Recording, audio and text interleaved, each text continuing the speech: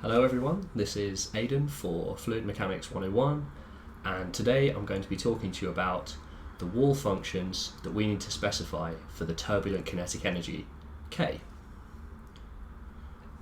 So just to give you an overview of what I'm going to talk through today, I'm going to start by looking at how the production and dissipation of turbulent kinetic energy are modified in the wall adjacent cells.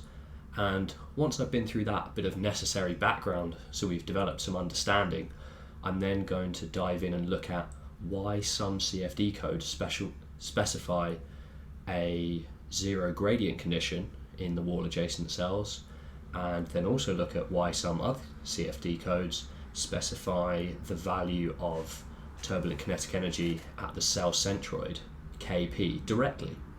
So there are two different approaches here, and hopefully by the end of this video you'll understand the background, the reasoning, and why different CFD codes employ different methods to apply a boundary condition for the turbulent kinetic energy.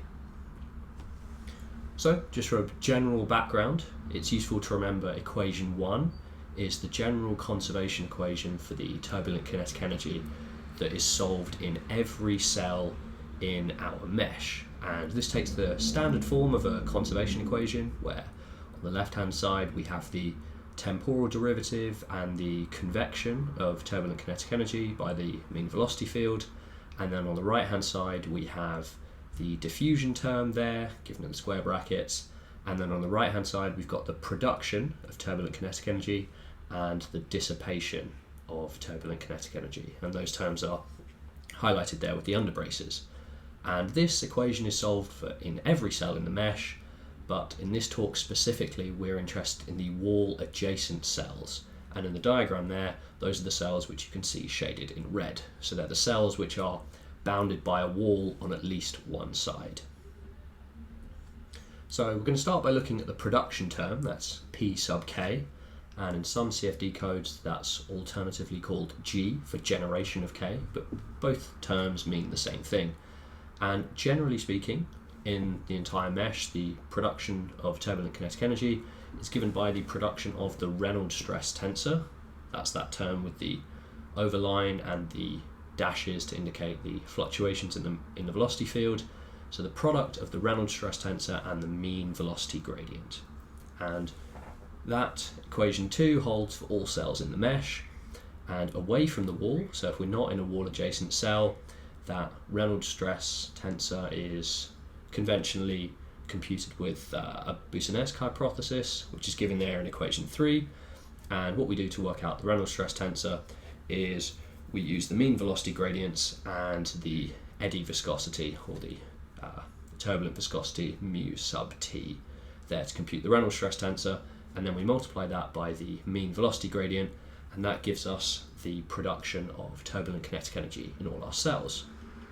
And if we think physically about this, in order to generate turbulent kinetic energy, we need some form of velocity shear. And it's the velocity shear and the turbulent fluctuations that give rise to the generation of turbulence in our field. So equation 2 does make physical sense as well. And again, that equation is valid for all cells in the mesh, but what do we do in the wall adjacent cell? What sort of simplifications do we make to this production term?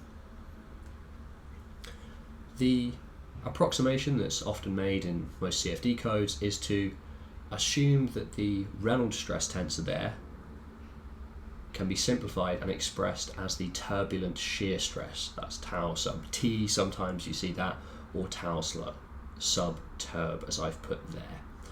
And then that's given by the product of that turbulent shear stress and the mean velocity gradient normal to the wall. So U, again, just as a reminder, is that velocity component parallel with the wall locally, and Y is the distance normal to the wall. So we've simplified that expression for the production of turbulent kinetic energy. But what exactly is this turbulent shear stress that we see referred to in the literature and is sometimes used in simplifications? Well, if we think of the total shear stress in our fluid flow, then under the Boussinesq approximation, that total shear stress is given by the sum of the laminar and turbulent or eddy viscosities multiplied by the mean velocity gradient. And if we split that term out in equation 6, we can see there that we've got a laminar contribution to the shear stress, and we've also got a turbulent contribution to the shear stress. And that term highlighted in red is the one we're interested in. And another way of thinking of this turbulent shear stress without using the eddy viscosity hypothesis is to think of it in that wall adjacent cell as the product of the fluctuating velocity components that are specifically parallel and perpendicular and normal to that wall. So in equation 7 there you can see that it's the product of u dash, that's the fluctuating component parallel with the wall, and v dash, which is the fluctuating component normal to the wall. So that's the turbulent shear stress that's conventionally used in this simplification. So that's all nice, that's well and good, but what does the turbulent shear stress actually look like, and how does that behave when we're very close to the wall? So what I've got for you here is a plot of the dimensionless shear stress with distance normal to the wall. And you're all probably familiar with y star or y plus, that's the dimensionless distance normal to the wall. And then we've got the shear stress there, which is again been non-dimensionalized using a similar approach to y star. And what we find is that the black line there is the total shear stress as we move away from the wall, and we can see that the total shear stress is approximately constant as we move away from the wall. And if we split that black line into laminar and turbulent components, we see the laminar component there in green, and we see the turbulent component there in red. And what we see is that very close to the wall, so for small values of y star, when we're in the viscous sublayer, the turbulent fluctuations are damped by the viscosity, and the shear stress is dominated almost entirely by the laminar viscosity. So the laminar shear stress takes a value of 1, and the turbulent shear stress is very small, normal to the wall. But then, as we expect, as we move away from the wall, away from that viscous sublayer, out into the logarithmic region, we see that that turbulent shear stress starts to really dominate the flow, and the laminar shear stress drops off towards 0. And it's this turbulent shear stress, the red line, that we want to use in our production term for the production of turbulent kinetic energy. So just a reminder there in equation 8 that the simplification we're making in these wall adjacent cells is that the production of turbulent kinetic energy is approximately equal to the product of that turbulent shear stress, that red line, and then our mean velocity gradient there, normal to the wall. So what simplifications do CFD codes make now to move that to the next stage? Well, what CFD codes normally do is they make an approximation for how that turbulent shear stress varies normal to the wall. And what I've done for you there is sketched out approximately the assumption that's made. And the assumption that's made is that when we're in the viscous sublayer, so for a small value of y star, our turbulent shear stress is 0. And then when we're out in the logarithmic region, the turbulent shear stress is approximately constant, and the value that it's equivalent to is the wall shear stress there, which you can see from the diagram. And in our previous plot, that would have been equivalent to saying that the dimensionless shear stress is equal to 1. And so, what does that mean? Well, it means that if we take our equation 9, the production of turbulent kinetic energy is approximately equal to the product of the turbulent shear stress and the mean velocity gradient. We find that the production of turbulent kinetic energy is 0 when we're in the viscous sublayer, and it's equal to the product of the wall shear stress and the mean velocity gradient when we're in that logarithmic region. And what CFD codes do is they define a transition region.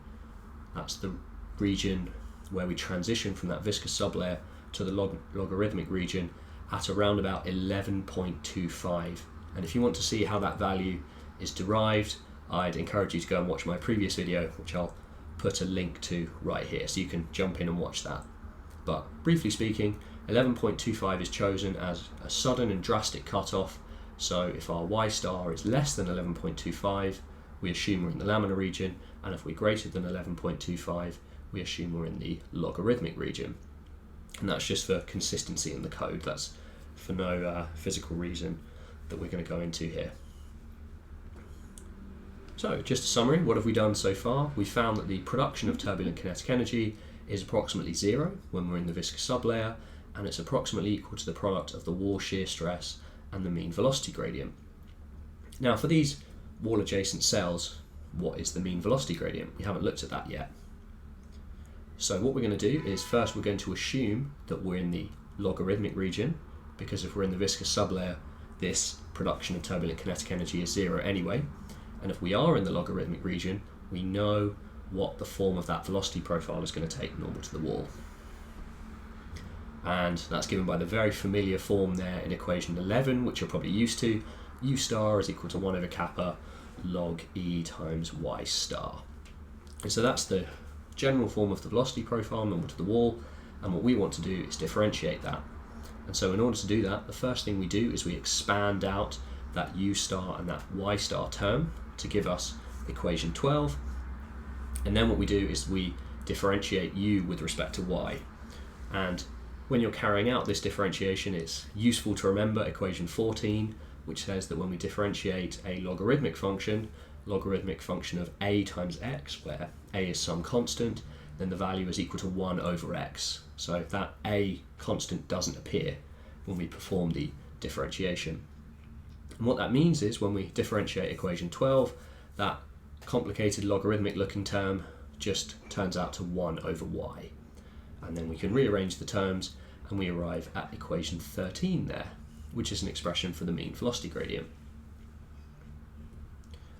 So now, to summarise, we have a final expression for the production of turbulent kinetic energy in our wall adjacent cells, and that's given by equation 15 there in the box. And for those of you that are interested, this is identical to the form that's given in the ANSYS Fluent user manual, and if you follow the steps there that I provided in the previous slides, you should be able to follow through and derive that equation for yourself, because in the user guide it's not entirely clear where this equation comes from. It just appears to be generated out of thin air. So we've looked at the production of turbulent kinetic energy. What about the dissipation, that final term?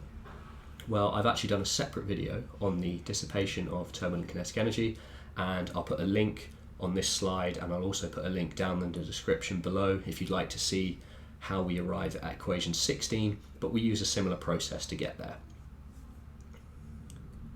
At this point, I'd like to make a small sidetrack and a small caveat that the form used by Fluent is actually slightly different to the form used by OpenFOAM. So if you dive into the source code for OpenFOAM, you'll find that the production of turbulent kinetic energy, or the generation G, has a slightly different form to that used by Fluent. And the reason for that is that the form of the velocity profile there, which you can see in equation 17 and equation 18, is slightly different. And if you carry through the differentiation, you should reach the results here that I've got in equations 17 and 18. And they do look very different, so it might look like OpenFOAM and Fluent are doing different things, but actually the two forms are equivalent and identical. So that took me a little while to work out why OpenFOAM and Fluent were doing different things, but if you see either of those forms, rest assured they're both correct. It just depends on what way you do the differentiation. So, what wall function do we use for K? That seemed to be a lot of talking about the production and dissipation, but not a lot of talk about what wall function we actually use for the value of K. Well, the logic follows that actually in those wall adjacent cells, we're carefully balancing the production and dissipation of turbulent kinetic energy over the entire cell. So we've accounted for all of the processes that are going on in that cell through shear and turbulence generation at the wall. And so what we want to do now is just set the boundary condition on those wall faces as 0 gradient for K. And the reason we do that is we don't want any additional positive or negative fluxes into or out of that cell that are going to disrupt the careful balance of production and dissipation that we've just generated. And it's for this reason that the majority of CFD codes, if your cell is in the logarithmic region, will just apply a 0 gradient condition for turbulent kinetic energy. And in the literature, you might find this methodology referred to as the Launder and Spalding methodology, after the original paper and the guys who proposed it.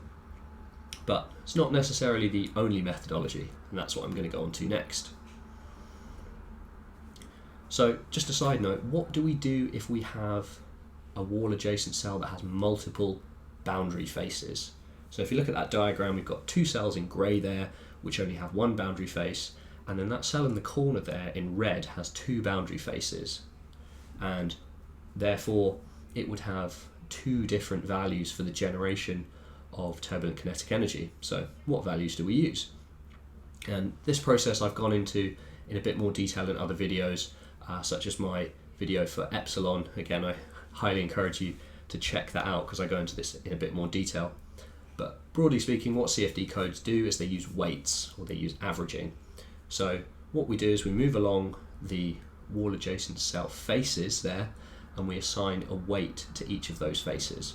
So for the cells that only have one boundary cell face, they have a weight of 1, and then for cells that have n boundary faces, each of those faces is assigned an equal weight of 1 over n. So for our cell 3 there, it's got two faces, so each of those faces is going to contribute half of the production of turbulent kinetic energy.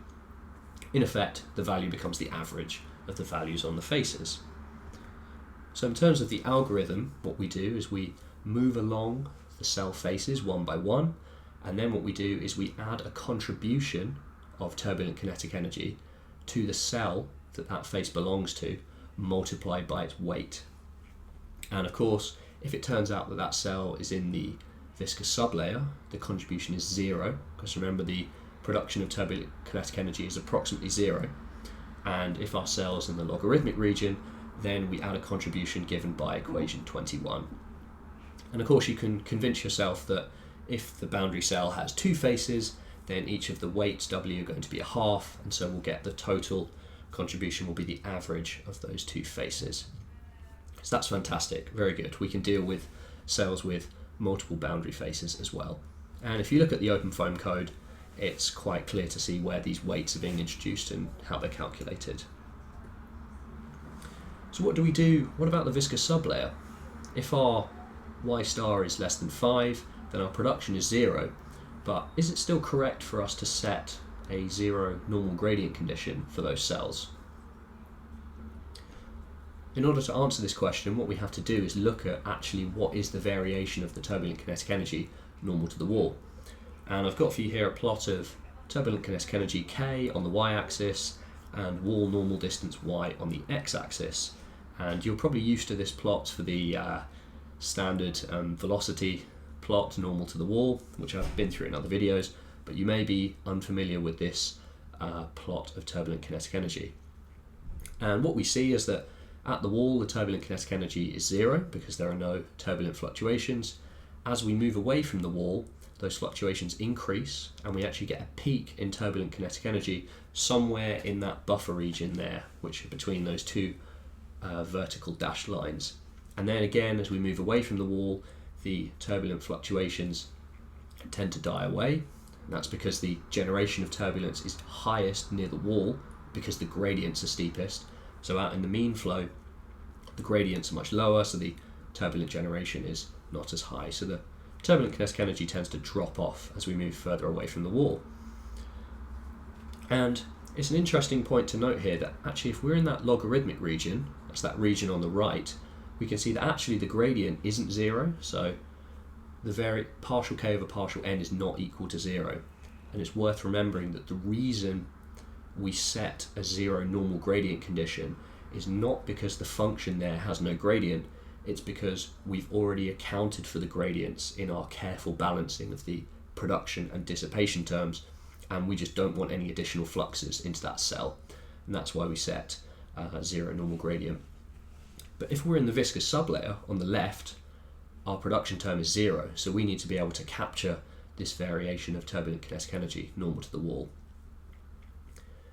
And already a set of authors have already proposed different functions that we can fit to this distribution, and they're given by the blue curve there for the viscous sublayer and a green curve there for the logarithmic region. So this is a very similar approach to what we're used to with our turbulence variables normal to the wall. We take a segregated approach where we fit different functions in the viscous sublayer and the log law region, and then we switch between them. And what values do those functions take? Well, the value of the functions were proposed by Kalitzin et al. In 2004, and they're given there in equations 22, 23 and 24. And generally I would highly recommend reading that paper if you have time. It's very interesting and very useful and explains a lot of background on the turbulence variables which I'm going through here. And broadly what we can see from these equations, that equation 23 has some sort of polynomial power to it, whereas equation 24 is a logarithmic curve.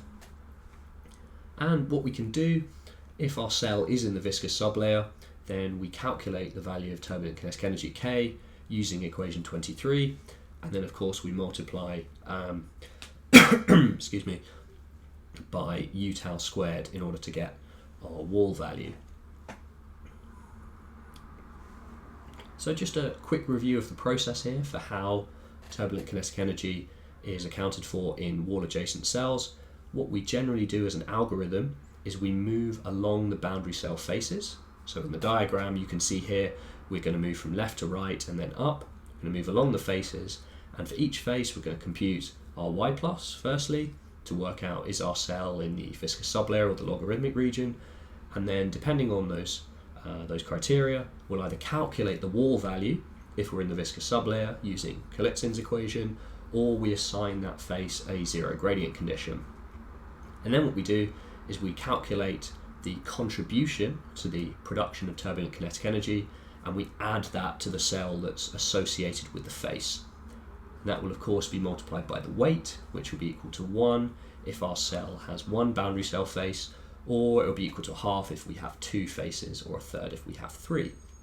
And we proceed along all our boundary cell faces until all of our boundary cells that are associated with those faces have wall values, wall gradients, and production and dissipations at the cell centroid. And that's generally an overview of the process that we use for turbulent kinetic energy. But at this point I'd like to make a small side point which should help you out if you decide to dive into this literature in a bit more detail. And that is the Wilcox asymptotic solution for turbulent kinetic energy. And what this is if you look at some older references for boundary conditions for turbulent kinetic energy that don't use the Launder and Spalding methodology, what you'll often find is some authors have come up with an analytical solution for u, the mean velocity, and the turbulent kinetic energy k directly from those conservation equations. So taking the conservation equations, simplifying them, and then deriving an analytical solution by hand, and when you take that approach you arrive at the solutions there in equation 26. And the solution for the mean velocity profile you're all familiar with, and then the solution for the turbulent kinetic energy is a constant value, is 1 over c mu, and c mu takes a value of 0.09. And some authors, when looking at this analytical solution, think, fine, our value of turbulent kinetic energy k is a constant value in the logarithmic region, and that means I can just compute it and calculate it directly.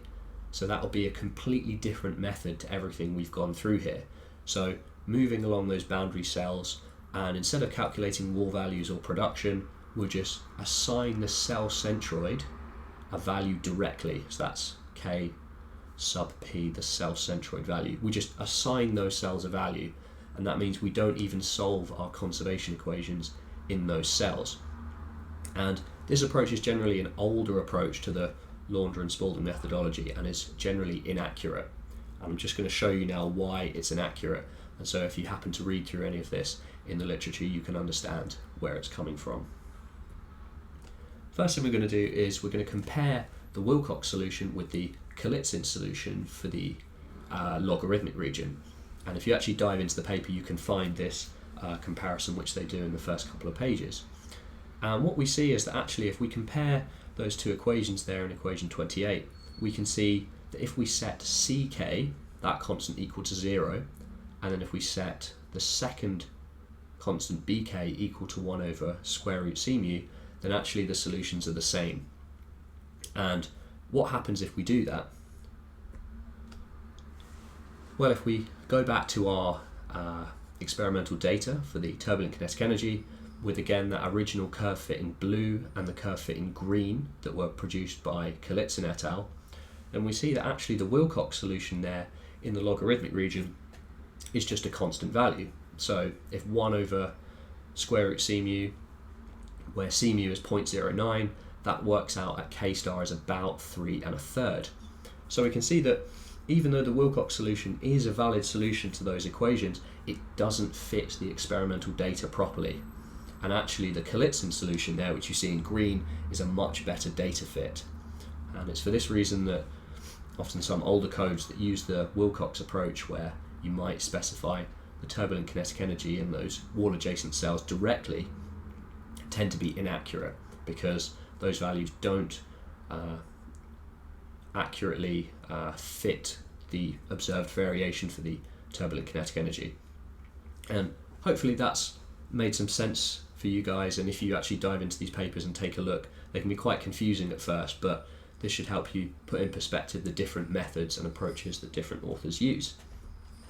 And for those of you, there are some very useful references which you can go to directly for further reading, and I'm going to put those down in the description below of this video. And principally they're going to be the ANSYS Fluent user guide, and you want section 12.10.2. Doesn't have a lot of information, but it does capture the key points that we've been through here in these slides. And then the original paper by Kalitzin et al. From the Journal of Computational Physics in 2005. And then there's also another very useful paper by Bredberg from Chalmers University of Technology in Sweden, which also covers a lot of these topics in detail as well. And thank you for all of you who continue to watch and support my videos. I'm very grateful for your time and for your feedback. And if you have any suggestions about how you think I can improve these videos, or further topics that you'd like me to go through, please feel free to drop a message in the comment section of the videos. I do endeavour to keep up with all the comments. I like to hear how you guys are getting on with the topic and whether you find it useful. And thank you guys all for your attention, and I'll see you in the next video.